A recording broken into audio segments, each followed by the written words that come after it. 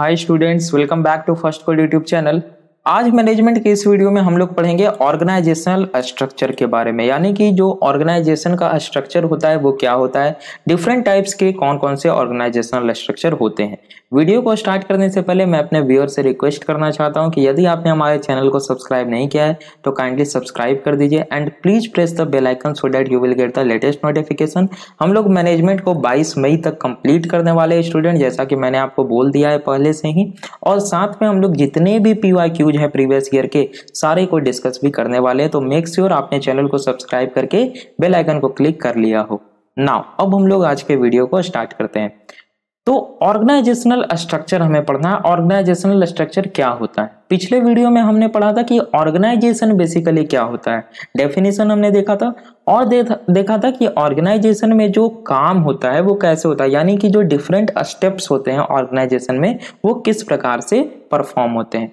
अब बात आती है ऑर्गेनाइजेशनल स्ट्रक्चर की, तो हम एक हायरार्की से समझते हैं, ठीक है। फॉर एग्जाम्पल, अगर हम किसी भी ऑर्गेनाइजेशन की बात करें, जनरल सिनेरियो लेके चलते हैं, तो ऑर्गेनाइजेशन का जो हेड होता है उसे बेसिकली बोर्ड ऑफ डायरेक्टर या CEO है, ठीक है। नाउ इस CEO के अंदर में काफी सारे डिपार्टमेंट्स होते हैं, लाइक प्रोडक्शन डिपार्टमेंट, मैं कलर चेंज कर लूं थोड़ा, रेड चलेगा, हाँ, production department, sales department, marketing department, कई सारे डिपार्टमेंट होते हैं। अब इस डिपार्टमेंट के अंदर में क्या होते हैं, कई सारे मैनेजर काम कर रहे होते हैं, है ना। मैनेजर 1, आप इसे ब्रांच मैनेजर बोल सकते हैं, या सिंपली मैनेजर, मैनेजर 2, इसी प्रकार से मैनेजर 3, दूसरे डिपार्टमेंट में भी मैनेजर 1, मैनेजर 2, कुछ इस प्रकार से। और इसके अंदर में फिर कई सारे एम्प्लॉय वर्क कर रहे होते हैं ना, कई सारे, ये सारे क्या हो जाएंगे, एम्प्लॉय हो जाएंगे। फिर इसके अंदर भी कई सारे एम्प्लॉय वर्क कर रहे होते हैं एंड सो ऑन। ओके, यहां तक आई होप समझ गए होंगे आप लोग।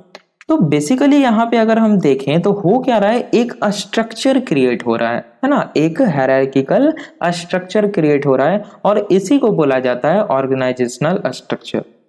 तो अब क्या एग्जाम में पूछा जाएगा तो ये हमें लिखना है, क्या हायरार्की बनाना है? बिल्कुल, आपको हायरार्की बना देना है, बना ही देना है, छोड़ना नहीं है। जहां पे भी एग्जाम में देखिए आप डायग्राम बना सकते हैं, आप कोई टेबल बना सकते हैं, कोई छोटा सा फिगर बना सकते हैं, फ्लो चार्ट बना सकते हैं, एकदम मौका नहीं छोड़िए, क्योंकि ये सारी चीजें से आपका मार्क्स बहुत ज्यादा बढ़ जाता है। जहां भी अगर टीचर ने देख लिया कि आपने कुछ ऐसा बना दिया है, वो फुल मार्क्स सिंपली आपको दे देंगे, क्योंकि उन्हें एक बार ये देखकर आइडिया लग जाता है कि आपने नीचे, इसके नीचे क्या लिखा होगा आंसर में। अगर आपने सही से डायग्राम बना दिया है तो वो समझ गए कि आपको आइडिया है और आपने ओवरऑल सही ही लिखा होगा, ठीक है। तो कोशिश करें कि फ्लो चार्ट, डायग्राम वगैरह जहां बन सके वहां बना दें। तो बेसिकली यहाँ पे हम समझाना क्या चाह रहे हैं कि ऑर्गेनाइजेशनल स्ट्रक्चर में क्या होता है कि जो ऑर्गेनाइजेशन है, डिफरेंट डिफरेंट जो पोजीशंस हैं, है ना, जो जॉब पोजीशंस है वो एक स्ट्रक्चर में होते हैं, ठीक है। जैसे CEO, ये एक पोजीशन है ना, कोई भी एक व्यक्ति CEO के पोजीशन पे होगा।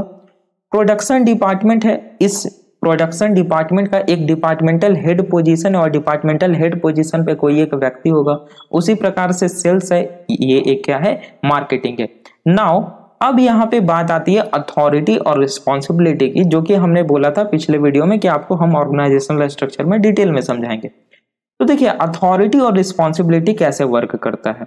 फॉर एग्जाम्पल, ये CEO है, और CEO बेसिकली क्या करता है, हमने पढ़ा था फंक्शंस ऑफ मैनेजमेंट में, टॉप लेवल मैनेजमेंट में, सॉरी, लेवल्स ऑफ मैनेजमेंट में हमने पढ़ा था कि जो टॉप लेवल मैनेजमेंट होते हैं वो बेसिकली ज्यादा अपना डिसीजन मेकिंग का काम करते हैं। तो CEO ने मान लिया जाए कोई डिसीजन किया, अब उसे इस डिसीजन को बताना है, तो क्या ये डायरेक्टली जा करके एम्प्लॉइज से बात करेगा, क्या ये सारे एम्प्लॉइज को बताएगा, एक एक करके सारे एम्प्लॉय को, या मेल करके जो भी हो एम्प्लॉय को डायरेक्टली बताएगा? नहीं, ऐसा ये नहीं करेगा। क्यों? क्योंकि ये इसका काम है ही नहीं, है ना। ये क्या करेगा, जो डिपार्टमेंटल हेड हैं अलग अलग डिपार्टमेंट के, उनको जाकर के बताएगा। उनको क्या करेगा, ये आदेश देगा, बताएगा या आदेश देगा, एक तरीके से हम कह सकते हैं। नाउ यानी कि ये जो अलग अलग डिपार्टमेंट के डिपार्टमेंटल हेड हैं, मार्केटिंग, सेल्स, प्रोडक्शन, CEO क्या हो गया, इनका अथॉरिटी हो गया। क्या हुआ, अथॉरिटी हो गया, यानी इनको अथॉरिटी कहाँ से मिल रहा है, इनको आदेश कहाँ से मिल रहा है, सीईओ से मिल रहा है। अब ये क्या करेंगे, जो ब्रांच मैनेजर होंगे इस डिपार्टमेंट के अंदर या जो भी जनरल मैनेजर होंगे उनको ये जा करके क्या करेगा, ये डिसीजन मेकिंग का काम सौंपेगा या बोल दिया जाए तो अथॉरिटी देगा। तो ये जो ब्रांच मैनेजर हैं इनको अथॉरिटी कहाँ से मिल रही है, सेल्स डिपार्टमेंट के डिपार्टमेंटल हेड से। तो इनके लिए अथॉरिटी कौन हो गया, ये हो गया। ठीक इसी प्रकार से ये मैनेजर क्या करेंगे, जाकर के सारे इंप्लॉइज को बताएंगे इसके बारे में। तो इंप्लॉय के लिए अथॉरिटी कौन हो गया, ये हो गया आपका ब्रांच मैनेजर या जनरल मैनेजर। ठीक है, अब बात करते हैं, तो ये हो गया आपका डेलीगेशन ऑफ अथॉरिटी, जो कि बहुत ज्यादा इंपॉर्टेंट टर्म्स है, डेलीगेशन ऑफ अथॉरिटी, बहुत ही वीवीआई है। तो आप फ्लोचार्ट के माध्यम से भी अगर डेलीगेशन ऑफ अथॉरिटी को समझा सके और उसके बाद कुछ पॉइंट्स लिखे तो आपको फुल मार्क्स मिलने के पूरे चांसेस हैं। ठीक है, तो आप समझ गए कि किस प्रकार से अथॉरिटी डेलीगेट हो रहा है। अब बात आती है रिस्पॉन्सिबिलिटी की। तो जब आपको अथॉरिटी दिया जा रहा है तो आप उस काम के लिए रिस्पॉन्सिबल हैं, यानी कि जब सीईओ ने प्रोडक्शन डिपार्टमेंट को कुछ अथॉरिटी दिया तो ये क्या है, रिस्पॉन्सिबल है सीईओ को, है ना, ये क्या है, सीईओ को रिस्पॉन्सिबल है। तो अब प्रोडक्शन जो डिपार्टमेंट है इसका डिपार्टमेंटल हेड जाने कि वो किस तरह से अपने डिपार्टमेंट को मैनेज करेगा, इसे क्या करना है, जवाब देना है सीईओ को। इसके डिपार्टमेंट में कुछ भी गड़बड़ी होगी तो सीईओ को मैनेजर से या एम्प्लॉय से उससे कोई मतलब नहीं है, वो प्रोडक्शन जो डिपार्टमेंट है उसका डिपार्टमेंटल हेड जानेगा।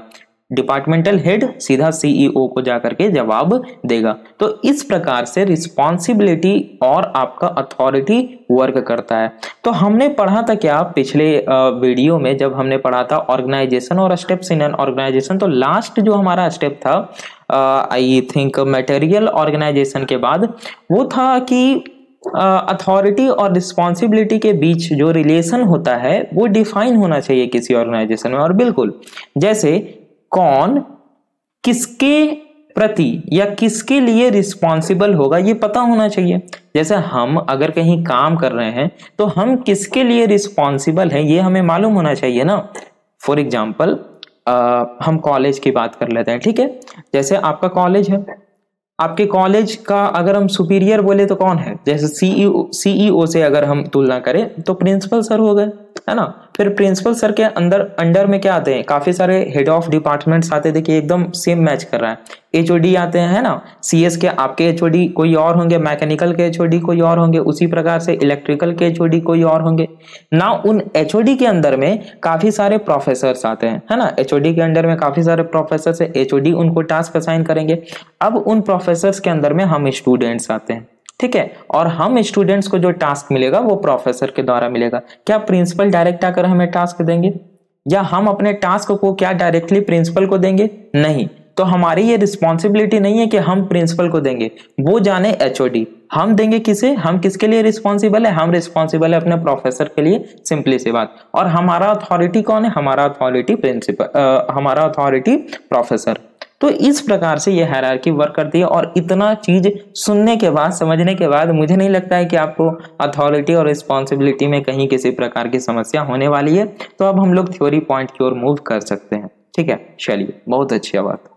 Now when the managers are performing organizing function, जब मैनेजर ऑर्गेनाइजिंग फंक्शन को परफॉर्म कर रहा होता है। ऑर्गेनाइजिंग क्या है, मैनेजमेंट का एक फंक्शन है, पता होना चाहिए आपको, हमने पढ़ रखा है। An organisational structure gets created automatically.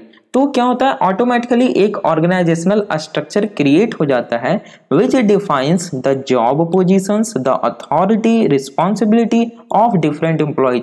जो कि अलग अलग जो डिफरेंट एम्प्लॉयज हैं उनका जॉब पोजीशंस क्या होगा। जैसे यहाँ पे जो एम्प्लॉय होगा उसका जॉब पोजीशन, या जो डिपार्टमेंटल हेड है तो उसको पता है ना कि हम प्रोडक्शन डिपार्टमेंट का डिपार्टमेंटल हेड है, उसको अपना जॉब पोजीशन पता है, उसको अपना अथॉरिटी पता है और उसको अपना रिस्पॉन्सिबिलिटी पता है कि भैया हम इस काम के लिए रिस्पॉन्सिबल हैं, दूसरा काम वो दूसरा व्यक्ति जाने, ठीक है। तो ये होता है ऑर्गेनाइजेशनल स्ट्रक्चर। अब हम लोग आराम से पहले मीनिंग समझ लेते हैं, इंपॉर्टेंस समझ लेते हैं, एंड देन उसके बाद टाइप्स समझेंगे। सो मीनिंग अगर हम समझे ऑर्गेनाइजेशनल स्ट्रक्चर की, तो ऑर्गेनाइजेशनल स्ट्रक्चर एक तरीका है by which organisational activities are divided, organised and coordinated, जिसके द्वारा जो ऑर्गेनाइजेशन का जितने भी एक्टिविटीज हैं उनको हम लोग डिवाइड करते हैं, ऑर्गेनाइज्ड करते हैं और कोऑर्डिनेट करते हैं। ठीक है, it is the system of arrangements, और इसे हम क्या कर सकते हैं कि ये एक सिस्टम है, एक तंत्र है अरेंजमेंट का, है ना। हम लोग कर क्या रहे हैं, हम लोग आप देखें तो सारी चीजों को अरेंज कर रहे हैं। ये सारा टास्क जो एम्प्लॉय परफॉर्म कर रहा है, ये सारा टास्क ऑर्गेनाइजेशन का ही टास्क है ना। ये टोटल एक क्या है, ये एक ऑर्गेनाइजेशन है ना, और जो भी टास्क हो रहा है इस ऑर्गेनाइजेशन के अंदर में ही परफॉर्म हो रहा है। तो हमने क्या किया है कि अलग अलग डिपार्टमेंट बना दिए हैं, हमने स्टेप्स इन ऑर्गेनाइजेशन में पढ़ा था। फिर डिपार्टमेंट में अलग अलग हमने फिर ग्रुप कर दिए हैं, फिर सब ग्रुपिंग है, तो ये सारे टास्क जो है वो परफॉर्म हो रहे हैं। तो ये क्या है, एक सिस्टम है अरेंजमेंट्स का, और द पैटर्न और network of relations between the various positions and their holders, या ये क्या है, एक पैटर्न है, एक नेटवर्क ऑफ रिलेशंस है between the various positions and their holders, जो वेरियस जॉब पोजीशंस है like departmental head, branch manager, CEO, board of directors, और भी जो जो जॉब पोजीशंस है और उनके जो होल्डर्स हैं उनके बीच में जो रिलेशंस है वो ये बताता है। It clarifies the formal relationships of individuals in the various positions within the organization। Same line simple way में लिखा हुआ है कि ये क्लैरिफाइज करता है जो फॉर्मल रिलेशनशिप्स होते हैं जो एक इंडिविजुअल व्यक्ति है उसके वेरियस पोजीशंस, यानी उसका जो पोजीशन है उसके लिए वो ये बताता है। ठीक है, नेक्स्ट है आपका, it is a system that outlines how certain activities, that is rules, roles and responsibilities are directed in order to achieve the goals of an organization। Again कह रहा है कि ये एक सिस्टम है जो कि क्या करता है, आउटलाइन करता है, ये बताता है। आउटलाइन का बेसिकली हिंदी होता है रेखांकित करना। तो ये बताता है कि जो सर्टेन एक्टिविटीज हैं, that is रूल्स मीन्स नियम, रोल्स जो भूमिका है, एंड रिस्पॉन्सिबिलिटी जो जिम्मेदारी है, उसे किस प्रकार से डायरेक्ट करना है ना, how to direct in order to achieve the goals of an organisation, ताकि ऑर्गेनाइजेशन का जो गोल है वो अचीव हो सके। So the organizational structure also determines how information flows between levels within the company। किसी ऑर्गेनाइजेशन या कंपनी के अंदर जो इंफॉर्मेशन फ्लो हो रहा है वो कैसे फ्लो हो रहा है। जैसे चलिए हम इसी फिगर में देख लेते हैं। हमने आपको बताया कि सीईओ ने कोई डिसीजन मेकिंग का काम किया, तो क्या वो डायरेक्टली जाकर के एम्प्लॉय को बताएगा या ब्रांच मैनेजर को? नहीं, उसके अंडर में जो होंगे अलग अलग डिपार्टमेंट से, अगर वो सिर्फ प्रोडक्शन डिपार्टमेंट के लिए डिसीजन मेकिंग का काम किया है तो सिर्फ प्रोडक्शन डिपार्टमेंट के डिपार्टमेंटल हेड को बनाएगा। अगर वो सारे पर लागू होता है तो वो सभी के डिपार्टमेंटल हेड के साथ एक मीटिंग रखेगा, उन्हें बता देगा। अब डिपार्टमेंटल हेड वाले अपने अपने डिपार्टमेंट्स के ब्रांच मैनेजर के साथ एक मीटिंग रखेंगे, उन्हें बता देंगे। अब ब्रांच मैनेजर वाले जाके अपने एम्प्लॉय को बताएंगे, है ना। तो इस प्रकार से ये क्या हो रहा है, इंफॉर्मेशन था सीईओ के पास और धीरे धीरे ये क्या हुआ, सारे के पास पहुंच गया। तो ये होता है इंफॉर्मेशन का फ्लो। ये था meaning. Now what is the importance of organisational structure, और ये क्वेश्चन आपसे पूछा गया है 4 मार्क्स में, प्रीवियस ईयर का क्वेश्चन है ये। तो इंपॉर्टेंस क्या ऑर्गेनाइजेशनल स्ट्रक्चर का, बहुत इंपॉर्टेंट है। अगर मान लिया जाए हम ऑर्गेनाइजेशनल स्ट्रक्चर नहीं बनाए तो सारा क्या हो जाएगा, टास्क एक दूसरे से ओवरलैप हो जाएगा, है ना, और पता भी नहीं चलेगा कि कौन सा टास्क परफॉर्म हुआ। पता चलेगा कई टास्क हम लोग 2-2, 3-3 बार परफॉर्म कर दिए, मतलब वही काम हम भी कर दिए, वही काम दूसरा भी कर दिया, तीसरा भी वही काम परफॉर्म कर रहा है। मीन्स कोई ग्रुपिंग नहीं है, कोई डिपार्टमेंट नहीं बना हुआ है, तो बहुत ज्यादा प्रॉब्लम क्रिएट होगी। सो ऑर्गेनाइजेशनल स्ट्रक्चर का क्या इंपॉर्टेंस है, it enables members to know what their responsibilities. सबसे पहला इंपॉर्टेंट कि ये ऑर्गेनाइजेशन के जो एम्प्लॉय हैं, जो मेंबर्स हैं, उन्हें यह बताता है कि उनका क्या रिस्पॉन्सिबिलिटी है, क्या जिम्मेदारी है। ठीक है, नेक्स्ट है, it frees the manager and the individual workers to concentrate on their respective roles and responsibilities। ये मैनेजर को फ्री करता है और जो इंडिविजुअल वर्कर्स हैं उनको फ्री करता है कि ये क्या कर सकें, जो इनका रिस्पेक्टिव रोल्स है, जो इनका भूमिका है, जो इनका रिस्पॉन्सिबिलिटीज है, उस पे अपना कंसंट्रेट कर सकें, ध्यान केंद्रित कर सकें। मतलब इनको दूसरे डिपार्टमेंट से कोई मतलब नहीं है, अपने डिपार्टमेंट में जो इनको काम प्रोवाइड किया गया है, जो इनको टास्क असाइन किया गया है, वो टास्क ये अपना आराम से कंसंट्रेशन के साथ परफॉर्म कर रहे हैं, एकदम फ्री ऑफ माइंड से। ठीक है, चलिए नेक्स्ट है it coordinates all organisation activities so there is minimal duplication of effort और कॉन्फ्लिक्ट। यस, जिसकी बात अभी हम कर रहे थे कि जब ऑर्गेनाइजेशनल स्ट्रक्चर नहीं होगा तो क्या होगा, यहाँ पे डुप्लीकेशन ऑफ एफर्ट आ जाएगा, यानी एक ही काम ऐसा हो सकता है कि कई दफा हो गया। लेकिन ऑर्गेनाइजेशनल स्ट्रक्चर बनने से हमें पता चल गया कि कौन सा टास्क कौन परफॉर्म कर रहा है, तो कोई दूसरा उस टास्क को परफॉर्म करेगा ही नहीं, तो यहाँ पे मिनिमल चांस होता है डुप्लीकेशन का। ठीक है, नेक्स्ट है अवॉइड्स ओवरलैपिंग ऑफ फंक्शन, बिल्कुल, because it pin points responsibilities, यहाँ पे फंक्शन का ओवरलैपिंग भी नहीं होता है। नेक्स्ट है it shows to whom and for whom they are responsible, यानी जो एम्प्लॉइज काम कर रहे हैं ऑर्गेनाइजेशन में वो किसको रिस्पॉन्सिबल है और किसके लिए रिस्पॉन्सिबल है ना। मीन्स देखिए, इस लाइन को अगर आप समझ गए, जितना इंपॉर्टेंट ये लाइन है, छोटा लाइन नहीं है ये जितना इंपॉर्टेंट लाइन है, अगर आप इसे समझ गए तो आप अथॉरिटी रिस्पॉन्सिबिलिटी समझ गए। ये क्या बताता है कि it shows to whom and for whom they are responsible. Means चलिए हम उस फिगर से समझते हैं। ठीक है, जैसा कि ये बताता है, ये बहुत ज्यादा गंदा हो गया है, कौन सा कलर ले, ये रेड से ही करते हैं। ठीक है, जैसे मान लिया जाए ये मार्केटिंग एक डिपार्टमेंट है, इसका कोई डिपार्टमेंटल हेड होगा, तो ऑर्गेनाइजेशनल स्ट्रक्चर क्रिएट करने से क्या फायदा हुआ कि डिपार्टमेंटल हेड को ये पता है कि ये किसको रिस्पॉन्सिबल है और किसके लिए रिस्पॉन्सिबल है। मीन्स मेरी बातों को ध्यान से सुनिएगा, जो डिपार्टमेंटल हेड है वो सीईओ को रिस्पॉन्सिबल है और इसके डिपार्टमेंट के अंदर जितने भी टास्क परफॉर्म हो रहा है उसके लिए रिस्पॉन्सिबल है। आ गई बात समझ में। जैसे प्रोडक्शन में जाके मैं बताता हूं, और एक नीचे लेवल पे चलते हैं, जैसे ये मैनेजर की बात कर लेते हैं, ब्लैक ले लेते हैं। ठीक है, ये मैनेजर की बात कर लेते हैं। यहाँ पे ये जो मैनेजर है, ये मैनेजर किसको रिस्पॉन्सिबल है, तो प्रोडक्शन डिपार्टमेंट के हेड को रिस्पॉन्सिबल है। किसके लिए रिस्पॉन्सिबल है, इसके अंडर में जितने भी एम्प्लॉय काम कर रहे हैं उसके लिए रिस्पॉन्सिबल है। तो यही यहाँ पे इसका सबसे मेन इंपॉर्टेंस है, क्या कि ये बता देता है कि किसको रिस्पॉन्सिबल है आप, और फॉर होम किसके लिए रिस्पॉन्सिबल है, जिससे कि है हमें पता रहता है कि हमें ठीक है भैया इसके लिए रिस्पॉन्सिबल है, ये सारे तुम लोग ठीक से काम करो। ठीक है, और जो भी अगर उनका दुख पीड़ा कष्ट है उसको दूर करना है, बाकी डिपार्टमेंट से हमें मतलब नहीं है। ठीक है, ये इसका इंपॉर्टेंस हो गया। नाउ बात कर लेते हैं हम लोग टाइप्स की। तो काफी सारे टाइप्स है ऑर्गेनाइजेशनल स्ट्रक्चर के। जैसे अगर सिंपल जो सबसे टाइप है वो है लाइन ऑर्गेनाइजेशनल स्ट्रक्चर, देन है line and staff organisational structure, functional organisational structure and project organisational structure.